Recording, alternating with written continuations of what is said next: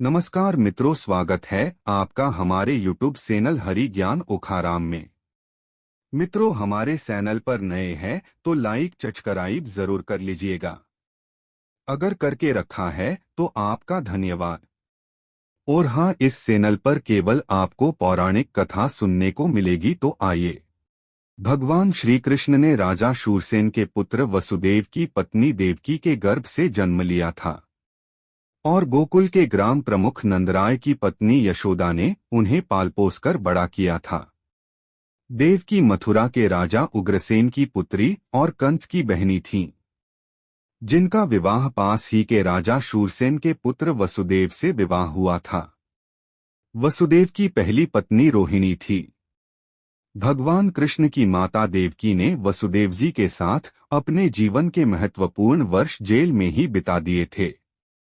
कंस वध के पश्चात ही उनकी रिहाई हुई थी।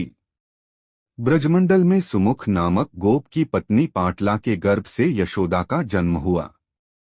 उनका विवाह गोकुल के प्रसिद्ध व्यक्ति नंद से हुआ था। कहते हैं कि यशोदा वैश्य समाज से थीं। कृष्ण को जिस माता ने पाला उनका नाम था यशोदा।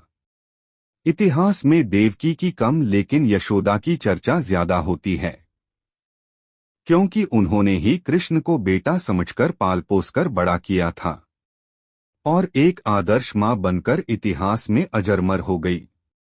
कंस से रक्षा करने के लिए जब वासुदेव श्री कृष्ण जन्म के बाद आधी रात में ही कृष्ण को यशोदा के घर गोकुल में छोड़ आए, तो उनका पालन पोषण यशोदा ने किया।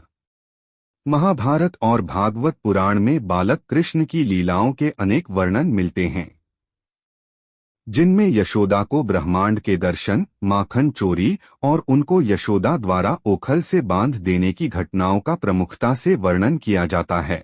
यशोदा ने बलराम के पालन पोषण की भी महत्वपूर्ण भूमिका निभाई, जो रोहिणी के पुत्र और सुभद्रा के भाई थे।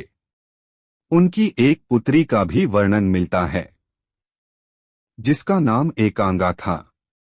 भगवान श्री कृष्ण ने माखन लीला, ऊखल बंधन, कालिया उद्धार, पूतना वध, गोचारण, धेनुक वध, दावाग्निपान, गोवर्धन धारण, रासलीला आदि अनेक लीलाओं से यशोदा मैया को अपार सुख दिया।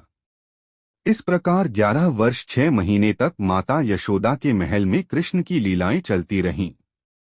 इसके बाद कृष्ण को मथुरा ले जाने के लिए अक्रूर जी आ गए। यह घटना यशोदा के लिए बहुत ही दुखद रही। यशोदा विक्षिप्त सी हो गईं, क्योंकि उनका पुत्र उन्हें छोड़कर जा रहा था। दूसरे के पुत्र को अपने कलेजे के टुकड़े जैसा प्यार और दुलार देकर यशोदा ने एक आदर्श चरित्र का उदाहरण प्रस्तुत किया। यशोदा का जीवन सिर्फ इतना ही नहीं है। धार्मिक ग्रंथों में उनके जीवन से जुड़ी कई घटनाएं और उनके पूर्व जन्म की कथाएं भी मिलती हैं।